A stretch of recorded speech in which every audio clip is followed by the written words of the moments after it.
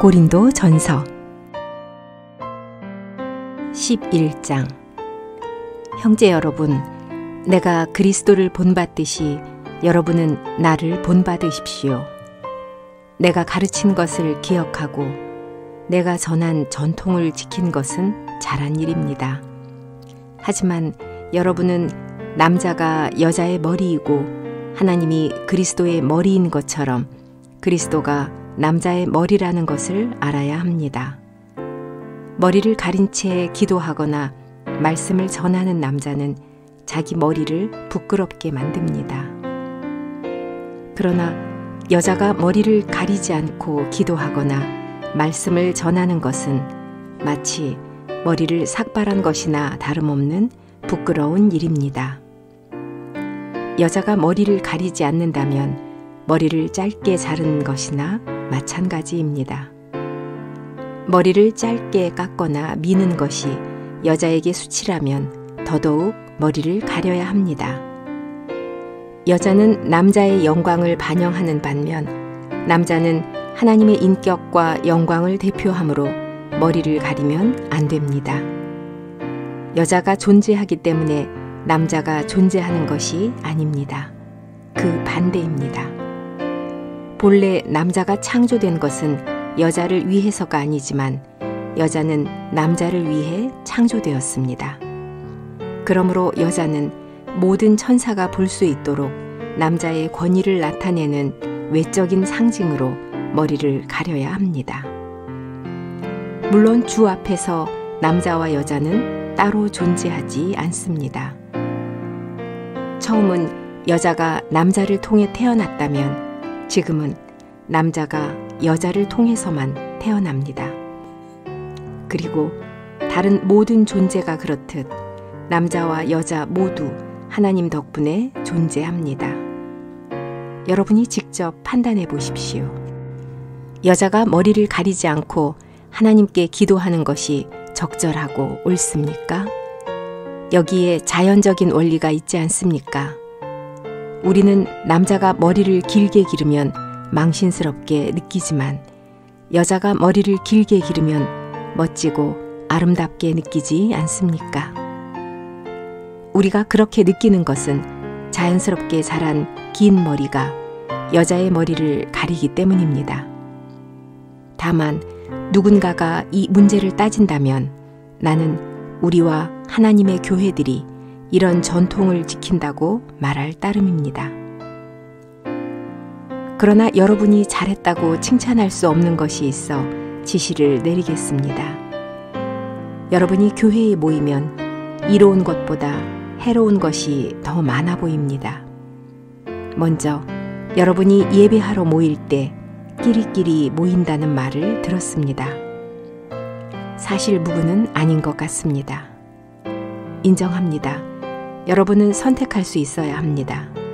그래야 마음에 드는 사람을 찾을 수 있을 테니까요. 그런데 현재 여러분이 한 곳에 모여서 먹는 음식은 성찬이 아닙니다. 다들 서로 먼저 음식을 차지하려고 하니 굶는 사람도 생기고 배가 불러서 아무것도 마실 수 없는 사람도 생기지 않습니까? 여러분은 식사할 집이 없습니까? 아니면 하나님의 교회를 능멸하고 집이 없는 사람들이 쓰라린 당혹감을 느껴도 좋다는 것입니까? 여러분은 내가 무슨 말을 했으면 좋겠습니까? 칭찬입니까? 이 문제에서는 전혀 그럴 수 없습니다. 내가 여러분에게 가르친 것은 주가 친히 나에게 가르치신 것입니다. 곧 주 예수는 배반당한 날 밤에 빵을 들고 감사한 뒤 빵을 떼며 이것은 내 몸이다. 너희를 위한 몸이다. 나를 기념하며 빵을 떼라. 라고 말씀하셨습니다. 또 저녁 식사를 마치자 잔을 들고 이 잔은 내 피로 쓰는 새 언약이다. 마실 때마다 나를 기념하며 잔을 들어라. 라고 말씀하셨습니다. 이것은 여러분이 이 빵을 먹고 이 잔을 마실 때마다 주가 다시 오실 때까지 주의 죽음을 선포한다는 뜻입니다. 그러므로 누구든 공손하지 못한 태도로 주의 빵을 먹거나 잔을 마시는 사람은 주의 몸과 피에 죄를 짓습니다. 그렇습니다. 사람은 자신을 철저히 살핀 뒤에야 빵을 먹거나 잔을 마셔야 합니다. 불손하게 먹고 마시는 사람은 자신이 받을 유죄 판결을 먹고 마시는 셈입니다. 그는 현존하는 몸을 보지 못합니다. 성찬을 불손하게 진행하니 여러분 교회에 약하고 병든 그리스도인이 많은 것입니다. 영적으로 잠든 사람이 많다는 사실도 밝혀졌습니다. 우리가 미리 자신을 면밀하게 살폈으면 하나님의 심판을 피했을 것입니다. 그러나 하나님이 우리를 정말 심판하실 때는 세상이 받는 유죄 판결에 싸잡히지 않게 하시고 자녀로 대하고 훈육하십니다. 형제 여러분, 그러니 여러분이 모여서 이 빵을 먹을 때는 자기 차례를 기다리십시오. 정말 배가 고픈 사람이 있으면 집에서 허기를 채우고 오십시오. 하나님의 심판을 받는 성찬은 진행하지 마십시오. 다른 문제들은 내가 가서 직접 해결하겠습니다. 아멘. 12장. 형제 여러분, 이제는 영적인 문제에 대해 더 자세히 설명하고자 합니다. 여러분은 자신의 충동에 이끌려 말 못하는 우상들을 쫓아갔던 이방인이었음을 잊지 않고 기억합니다. 이제 여러분이 그리스도인으로서 이해했으면 하는 것은 곧 하나님의 영으로 말하는 사람은 누구도 망할 예수라고 말할 수 없으며 성령에 의하지 않고는 아무도 예수는 주라고 말할 수 없다는 것입니다. 사람들은 은사가 서로 다르지만 은사를 주시는 성령은 동일합니다. 하나님을 섬기는 방식은 다양하지만 섬기는 주는 동일합니다. 하나님은 다양한 사람들을 통해 다양한 방식으로 일하시지만 모든 일을 통해 자신의 목적을 이루시는 하나님은 동일합니다. 성령은 각 사람에게 공개적으로 은사를 주고 모두의 유익을 위해 은사를 사용하십니다. 성령이 주신 은사로 지혜를 말하는 사람도 있고 지식을 말하는 사람도 있습니다. 동일한 성령에게 믿음을 받은 사람도 있고 병 고칠 능력을 받은 사람도 있고 영적인 힘을 받아서 사용하는 사람도 있습니다. 동일한 성령이 이 사람에게는 하나님의 말씀을 전하는 은사를, 저 사람에게는 영적인 문제를 분별할 능력을 주십니다. 여러 방언을 말할 능력을 받은 사람도 있고 그 방언을 해석할 능력을 받은 사람도 있습니다. 동일한 성령이 모든 은사의 배후에서 일하며 그분의 뜻대로 각 사람에게 은사를 주십니다. 사람의 몸은 여러 부분으로 이루어진 단일체이며 그 부분들은 제각기 다양하나 한 몸을 이룹니다. 그리스도의 몸도 마찬가지입니다. 우리는 유대인이든 그리스인이든 노예든 자유인이든 모두 한 성령에게 세례를 받아 한 몸이 되었으며 동일한 성령을 체험했습니다. 몸은 한 부분이 아니라 여러 부분입니다. 발은 몸의 일부인데 나는 손이 아니니 몸의 일부가 아니야 라고 해도 그 사실이 바뀌겠습니까? 또는 귀가 나는 눈이 아니니 몸의 일부가 아니야 라고 하면 귀는 정말 몸의 일부가 아닙니까? 예를 들어 온 몸이 눈이라면 어디로 듣겠습니까? 온 몸이 귀라면 어디로 냄새를 맡습니까? 하나님은 몸의 모든 부분을 목적에 따라 배열하셨습니다. 모든 것이 한 부분에 집중하면 어떻게 몸일 수 있겠습니까? 여러 부분이 있어도 몸은 하나입니다. 눈은 손에게 나는 네가 필요 없어 할 수 없으며 머리도 발에게 나는 네가 필요치 않아 할 수 없습니다. 오히려 몸에서 약해 보이는 부분들이 건강을 좌우하며 덜 멋있어 보이는 부분들이 가장 귀한 역할을 감당한다는 것을 인정해야 합니다.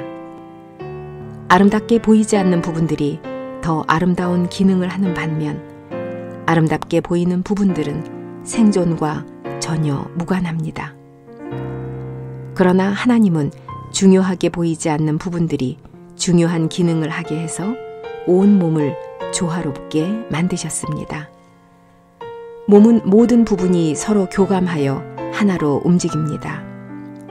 그러므로 하나가 아프면 전체가 아프고 하나가 칭찬을 받으면 전체가 기뻐합니다.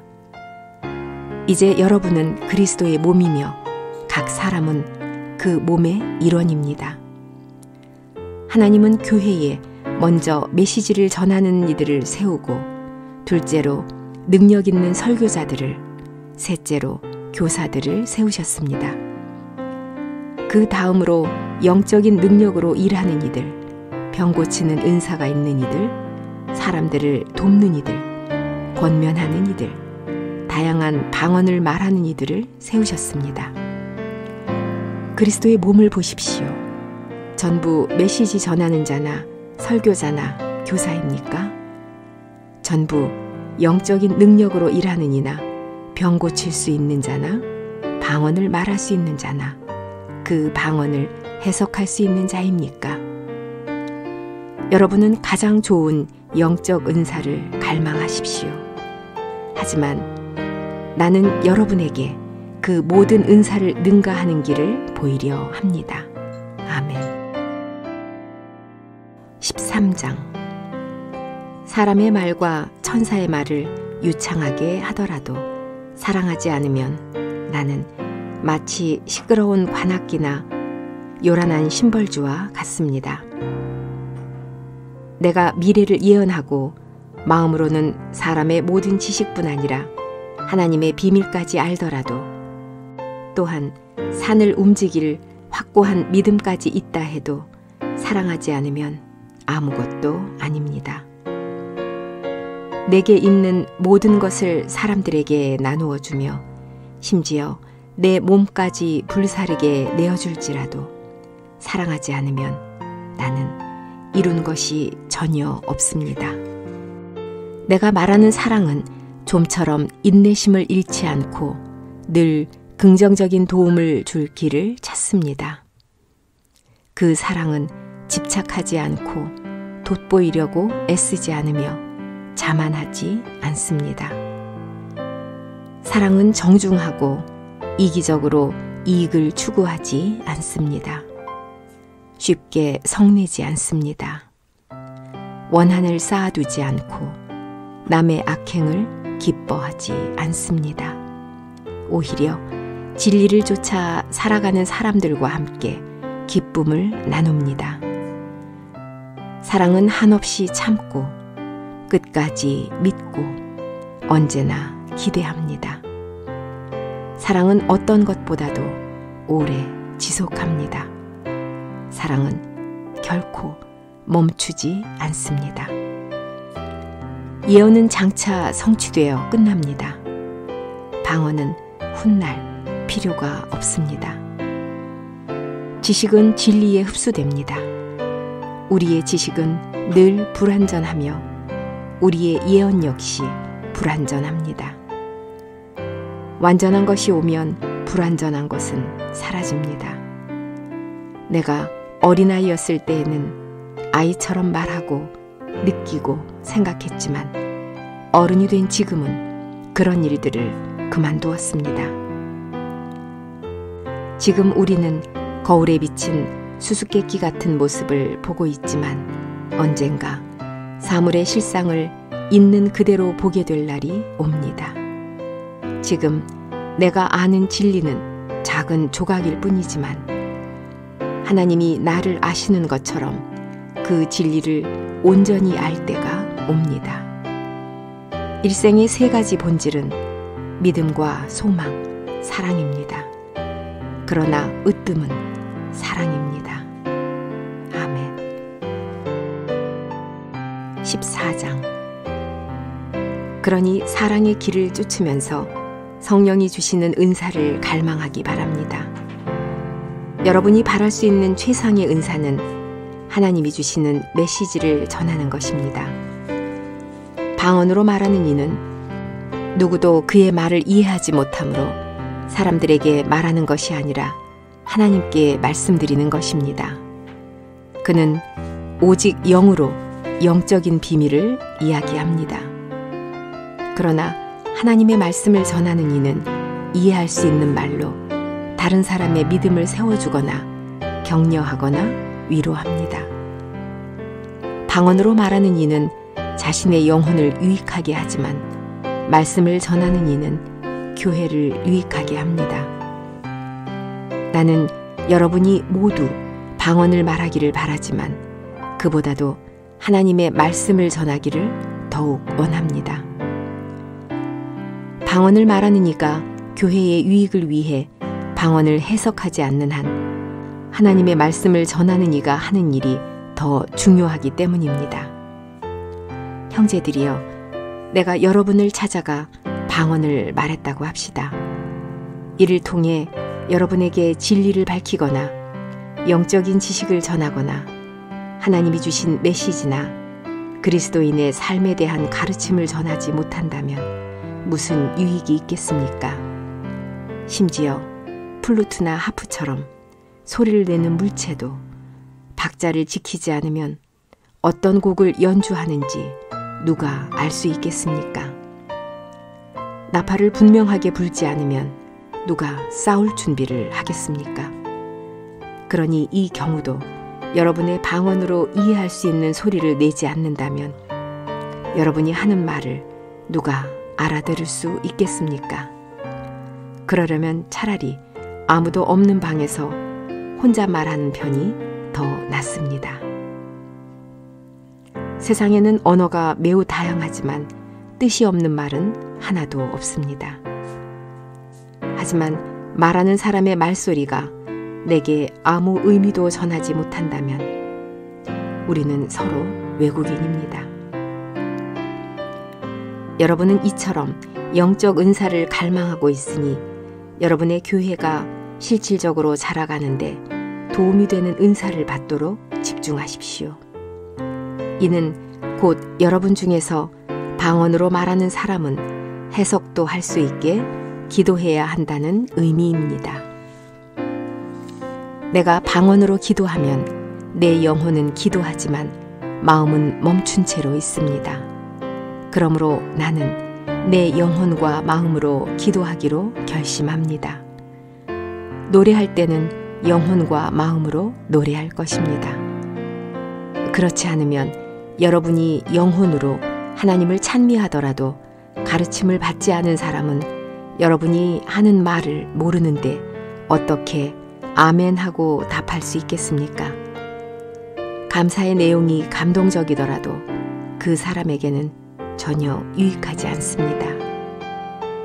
내게 여러분 누구보다 더 큰 방언의 은사가 있어서 하나님께 감사하지만 교회에서는 아무도 이해하지 못하는 1만마디 방언보다는 다른 이들에게 유익한 5마디 일상어를 하겠습니다. 마음으로 5마디의 말을 하겠습니다.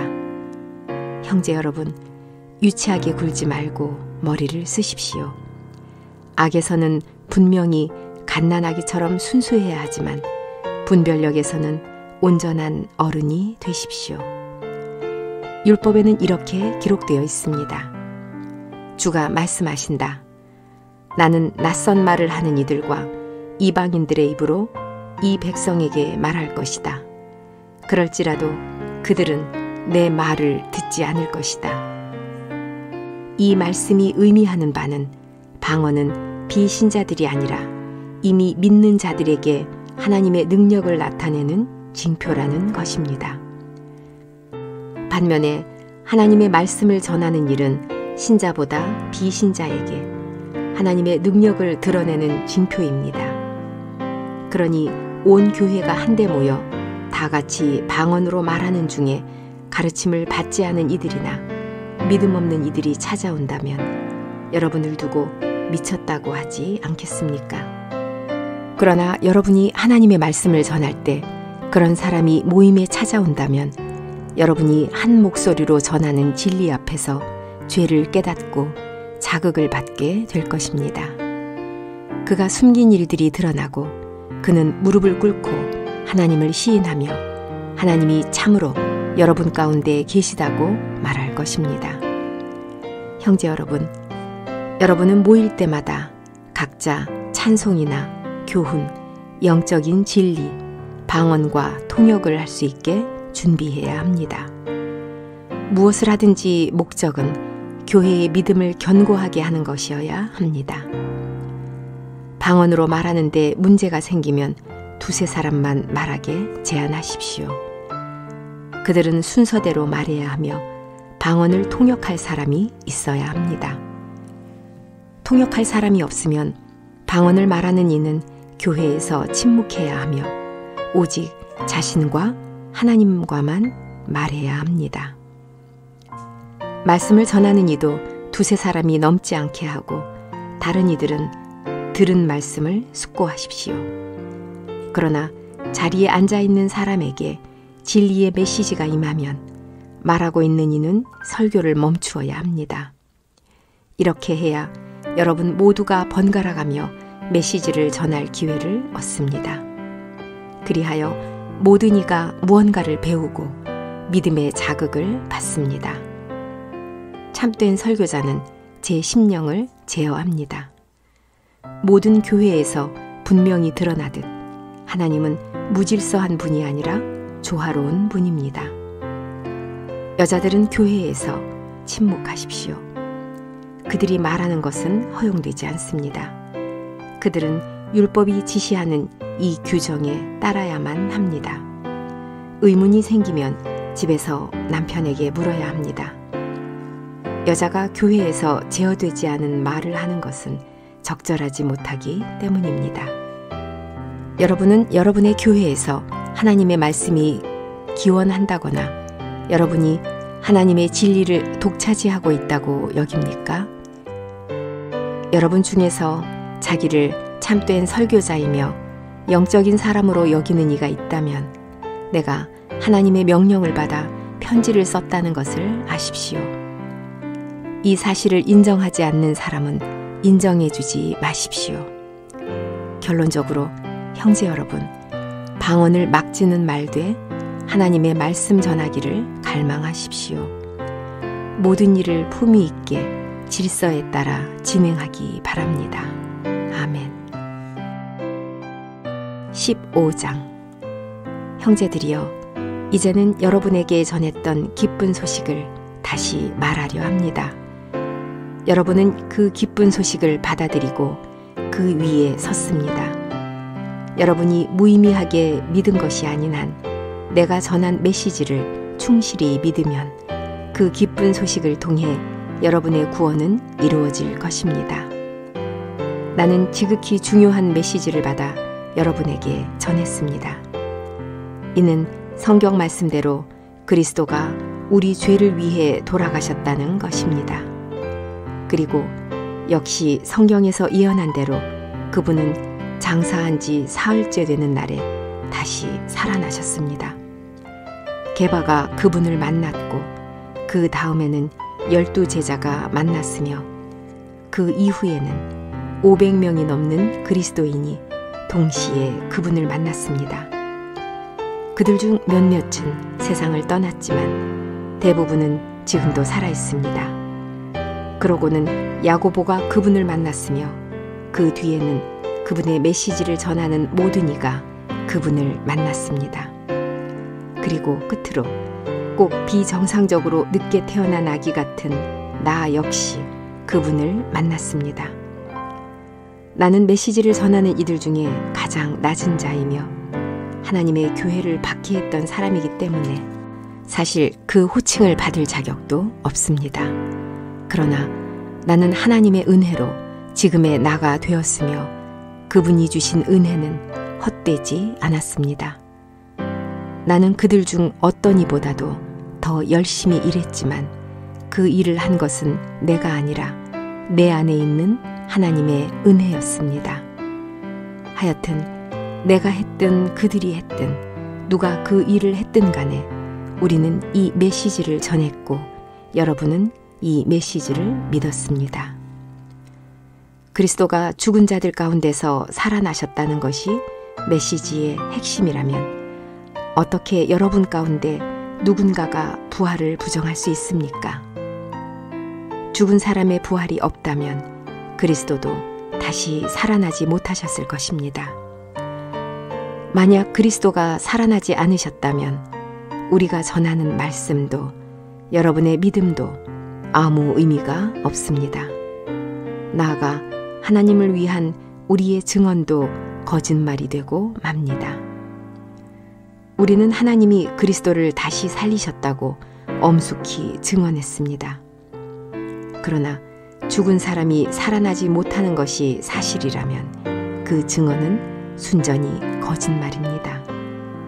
죽은 사람이 살아나지 못한다면 그리스도도 살아나지 못하셨을 것이며 그리스도가 살아나지 않으셨다면 여러분의 믿음은 무익하고 여러분의 죄 역시 용서받지 못했을 것입니다. 더구나 그리스도를 믿고 죽은 이들은 완전히 죽어서 사라집니다. 살아있는 동안에만 그리스도를 소망할 수 있다면 사실 우리는 온 인류 가운데 가장 불쌍한 이들입니다. 그러나 영광스러운 사실은 그리스도가 죽음에서 살아나셨다는 것입니다.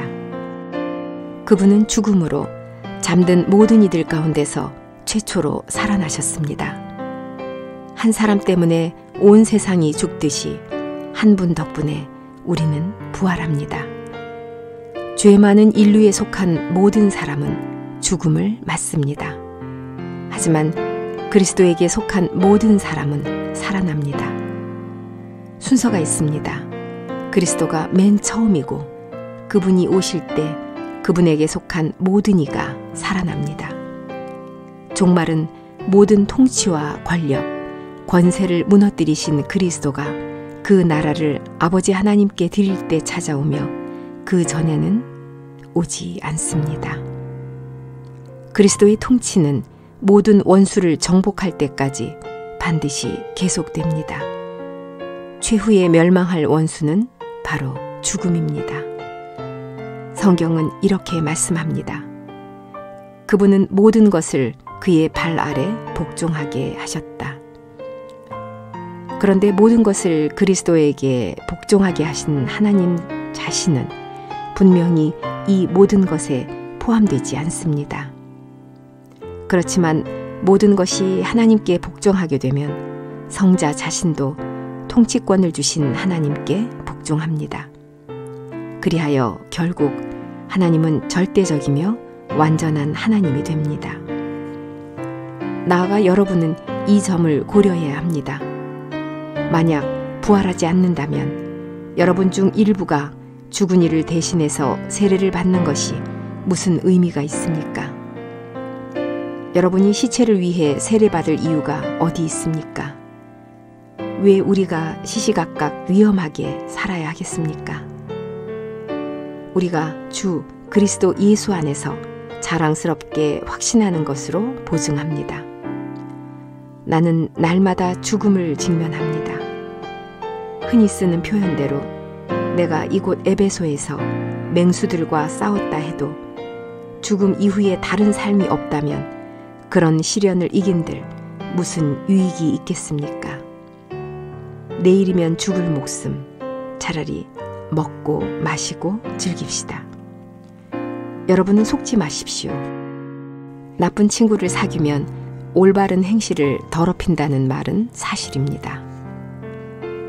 정신을 차리고 이런 죄를 멈추십시오.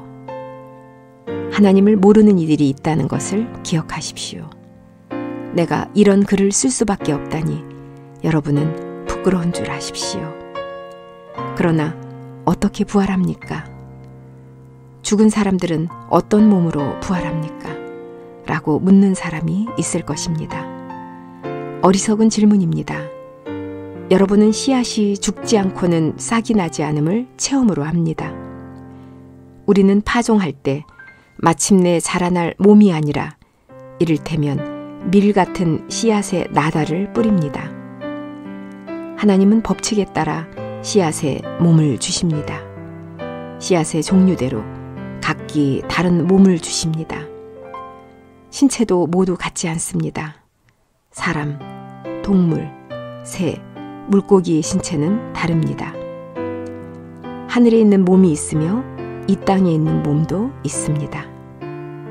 이 땅의 몸이 지닌 광채는 하늘의 몸이 지닌 광채와는 매우 다릅니다. 해와 달, 별들은 저마다 고유한 광채를 지니며 별들의 광채도 서로 다릅니다. 죽은 사람의 부활도 이렇게 설명할 수 있습니다. 죽을 몸은 타락에 뿌린 씨앗이지만 부활한 몸은 타락에서 벗어납니다. 죽을 몸은 치욕에 뿌린 씨앗이지만 부활한 몸은 영광스럽게 일어납니다. 죽을 몸은 약하지만 부활한 몸은 강합니다. 죽을 몸은 육에 뿌린 씨앗이지만 부활한 몸은 영입니다. 육체가 있듯이 영체도 있습니다. 그뿐 아니라 이런 기록이 있습니다. 첫사람 아담은 살아있는 영혼이 되었다. 이처럼 마지막 아담은 생명을 주시는 영입니다. 하지만 영이 먼저가 아님에 주의해야 합니다. 순서는 육이 먼저고 영이 그 다음입니다. 첫사람은 흙에서 나온 물질적인 피조물이지만 둘째 사람은 하늘에서 오셨습니다. 사람은 이 땅에서 살도록 물질적인 사람으로 지음을 받았습니다. 그러나 내세에서는 하늘에서 오신 분과 같은 모습으로 빚어지게 됩니다.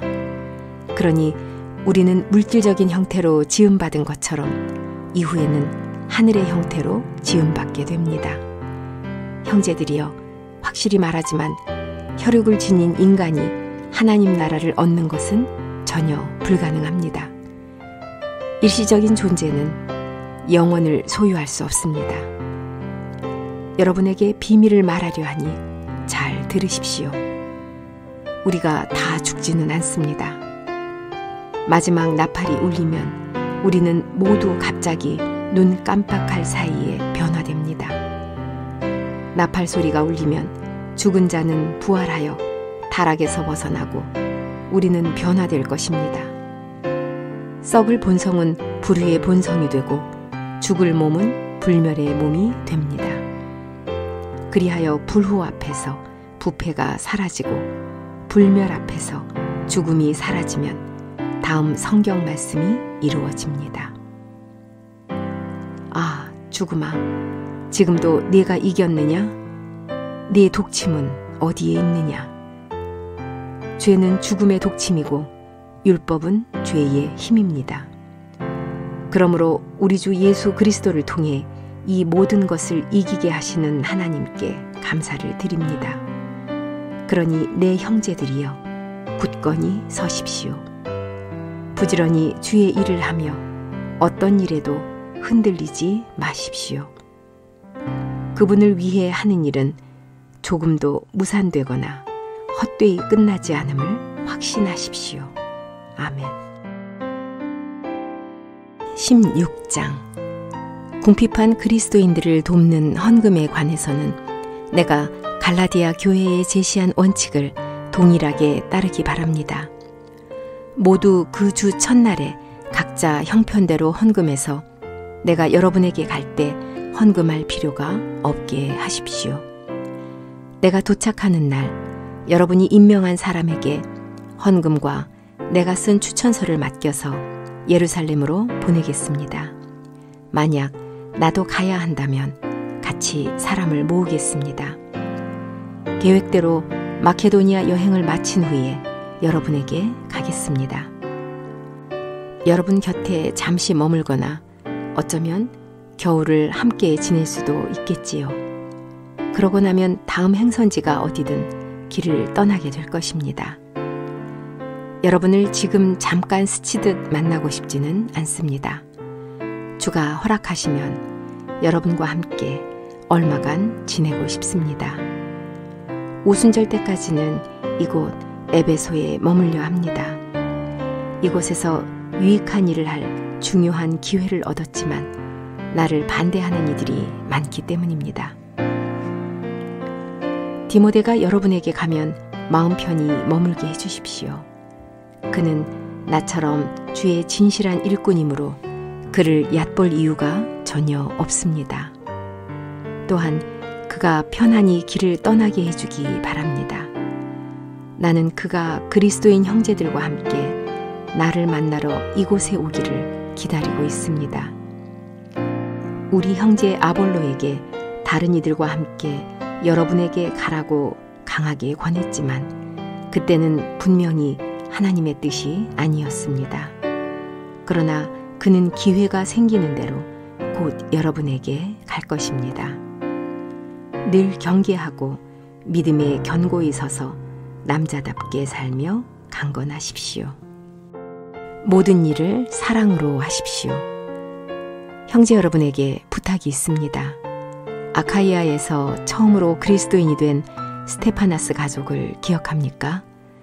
그들은 그리스도인 형제들을 돌보는 일에 일생을 바치기로 결심했습니다.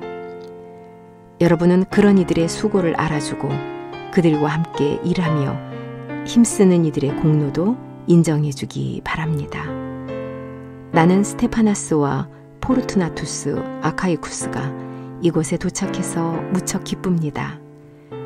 그들은 여러분이 할 수 없었던 일을 대신해 주었으며 나와 여러분의 근심을 덜어주었습니다. 여러분은 그런 이들을 감사히 여겨야 합니다. 아시아의 교회들이 안부를 전합니다. 아킬라와 프리스카가 그리스도인으로서 여러분에게 진심 어린 인사를 전하며 그들의 집에서 모이는 교회도 안부를 전합니다. 이곳의 모든 그리스도인들이 여러분에게 안부를 전합니다. 그리스도인의 사랑의 표시로 여러분은 다 함께 악수를 나누기 바랍니다. 이것은 나 바울이 육필로 쓴 인사입니다. 누구든지 주를 사랑하지 않으면 그에게 저주가 있을 것입니다. 주가 어서 오시기를. 주 예수의 은혜가 여러분과 함께 있기를 바랍니다. 그리스도 예수 안에서 여러분 모두에게 내 사랑을 전합니다. 아멘.